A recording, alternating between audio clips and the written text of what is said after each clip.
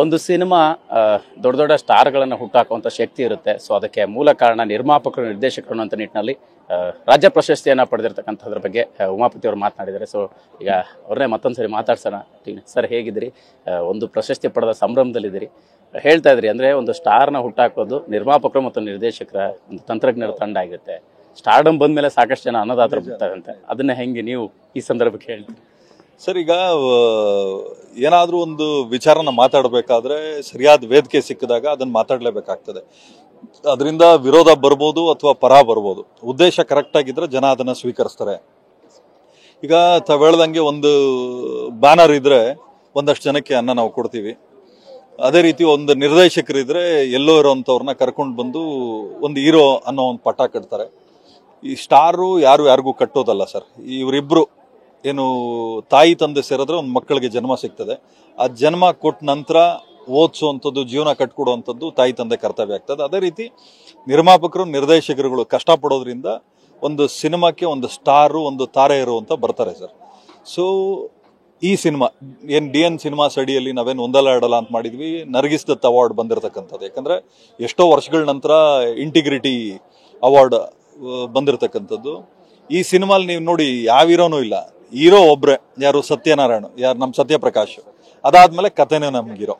So ಒಂದು ಮುಸಲ್ಮಾನ್ ಕುಟುಂಬ ಹಸುನ್ ನಂಬ್ಕೊಂಡು ಜೀವನ ಮಾಡ್ಕೊಂಡು ಎಲ್ಲೆಲ್ಲಿ ಆತ ಹೋಗ್ತಾನೆ, ಜಾತಿ ಧರ್ಮಗಳನ್ನ ಮರೆತು ಆ ಹುಡುಗನ ಉದ್ದೇಶನ ಇಟ್ಕೊಂಡು ಕೊನೆಗೆ ಸಿನಿಮಾ ಒಳ್ಳೆ ರೀತಿಯಲ್ಲಿ ಎಂಡ್ ಆಗ್ತದೆ ಅಂತ. ನಮ್ಮಲ್ಲಿ ಬರೀ ರೊಮ್ಯಾನ್ಸ್ ಸಿನಿಮಾ, ಬರೀ ಮಾಸ್ ಸಿನಿಮಾ, ಹೌದು ಅದು ಹಣ ಗಳಿಸ್ಬೋದು, ಆದ್ರೆ ಈ ತರದ ವೇದಿಕೆಗಳನ್ನ ಹಣ ಸಂಪಾದನೆ ಮಾಡಕ್ ಆಗಲ್ಲ ಸರ್ ಹಣದಿಂದ.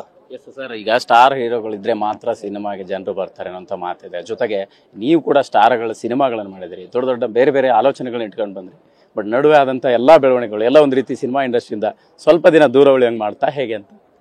ಸರ್, ಈಗ ನಮಗೇನು ಅನಿಸ್ತದೆ ಅಂದರೆ ಹೋಗ್ತಾ ಹೋಗ್ತಾ ಜೀವನ ಪಾಠ ಕಲಿಸ್ತಾ ಹೋಗ್ತದೆ. ಕೆಲವೊಂದಷ್ಟು ಸಲ ಏನಾಗುತ್ತೆ ಅಂದರೆ ನಾವು ಸಮಯಕ್ಕೂ ಸಂದರ್ಭಕ್ಕೂ ನಾವು ಸ್ವಲ್ಪ ವಿರಾಮ ಕೊಡಬೇಕಾಗ್ತದೆ ಸರ್. ಯಾವಾಗ ನಾವು ವಿರಾಮ ಕೊಡಲ್ಲ, ಸೊ ಸಿನಿಮಾ ಫ್ಯಾಕ್ಟ್ರಿ ಮಾಡ್ಕೊಂಡ್ರೆ ನಾವು ಎಷ್ಟು ಮಾಡಿದ್ದೀವಿ, ಏನು ಮಾಡಿದ್ದೀವಿ, ಎಲ್ಲ ಅಪ್ಡೇಟ್ ಆಗಬೇಕು, ಎಲ್ಲ ಅಪ್ಗ್ರೇಡ್ ಆಗಬೇಕು ಅನ್ನೋದು ನಮ್ಗೆ ಗೊತ್ತಾಗಲ್ಲ ಸರ್. ಸೊ ಒಂದು ಸಿನಿಮಾ ಇಂಡಸ್ಟ್ರಿ ಈಗ ಫೈನಾನ್ಷಿಯಲಿ, ಪೊಟೆನ್ಷಿಯಾಲಿಟಿಯಲ್ಲಿ ತುಂಬ ವೀಕ್ ಆಗಿದೆ. ಅದು ಬಿಟ್ಟು ಕೂಡ ಒಳ್ಳೆ ನಿರ್ದೇಶಕರು ಮತ್ತೆ ಏನು ಹೀರೋಗಳು ಭಾಳ ಕಡಿಮೆ ಇರೋದ್ರಿಂದ ಅವ್ರವ್ರ ಜವಾಬ್ದಾರಿಗಳು ಮರ್ತಿದ್ದಾರೆ ಸರ್.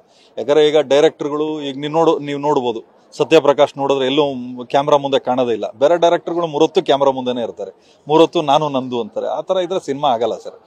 ಸರಸ್ವತಿನ ಹೊಲ್ಸ್ಕೋಬೇಕು ಅಂದ್ರೆ ವಿನಾಯತೆಯಿಂದ ಇರಬೇಕಾಗ್ತದೆ, ಲಕ್ಷ್ಮಿ ಬರಬೇಕು ಅಂದ್ರೆ ವಿನಾಯತೆಯಿಂದ ಇರಬೇಕಾಗ್ತದೆ. ಸೊ ಇವತ್ತಿರೋ ಕಾಲಘಟ್ಟದಲ್ಲಿ ತಾವು ಹೇಳ್ದಂಗೆ ವಿರಾಮ ಕೊಟ್ಟಿದ್ದೇನಕ್ಕೆ ಅಂದ್ರೆ ತಮ್ಗೆ ಗೊತ್ತಿದೆ ಉದ್ದೇಶಗಳೇನೇನು ಅಂತ. ಸೊ ಕೆಲವೊಂದಷ್ಟು ಕಾರಣಾಂತರಗಳಿಂದ ವಿರಾಮ ಕೊಟ್ಟಿದ್ವಿ. ಈಗ ಮತ್ತೆ ಸೀರೀಸ್ ಆಫ್ ಸಿನಿಮಾಸ್ ಶುರು ಮಾಡ್ತೀವಿ ಸರ್. ಈಗ ಇವತ್ತು ವಿಶೇಷ ಅಂದ್ರೆ ಮೈಸೂರಲ್ಲಿ ನಿಮ್ಮ ಸಿನಿಮಾಗೆ ಪ್ರಶಸ್ತಿ ಪಡೆದ್ರಿ. ಮೈಸೂರು ನಿಮಗೆ ಒಂದಿಷ್ಟು ಸಿಹಿ ನೆನಪುಗಳನ್ನ ತಂದಿದೆ.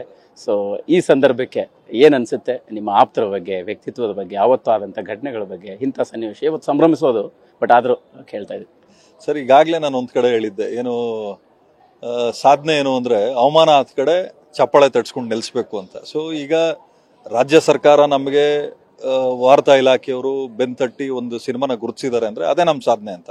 ಯಾಕಂದ್ರೆ ನಾವು ಯಾರ ಹತ್ರ ಜಗಳ ಆಡಿದ್ರೆ ಆ ದ್ವೇಷ ತೀರಿಸ್ಕೊಳ್ಳೋದಲ್ಲ, ಕೆಲ್ಸದ ಮುಖಾಂತರ ಸಾಧನೆ ಮಾಡಿ ಯಾರು ನಮ್ಮ ಬಗ್ಗೆ ಮಾತಾಡ್ತಾ ಇದ್ರು, ನಾವೆಲ್ಲಿದ್ದೀವಿ, ಅವರೆಲ್ಲಿದ್ದೀರಿ ಅನ್ನೋದು ಎಲ್ಲರಿಗೂ ಗೊತ್ತಿದೆ ಸರ್. ನಾನು ಅದ್ರ ಬಗ್ಗೆ ಮಾತಾಡ್ಲಿಕ್ಕೆ ಹೋಗಲ್ಲ. ಇದೊಂದು ಶುಭಗಳಿಗೆಯಲ್ಲಿ ಭಗವಂತ ನಮ್ಗೊಂದು ಒಳ್ಳೆ ಅವಕಾಶ ಕೊಟ್ಟಿದ್ದಾನೆ. ಈ ಅವಕಾಶನ ಉದಾಹರಣೆಯಾಗಿ ಜನಗಳಿಗೆ ನಾನು ಏನು ಬಿಂಬಿಸ್ಕೊಳಕ್ ಇಷ್ಟಪಡ್ತೀನಿ ಸರ್.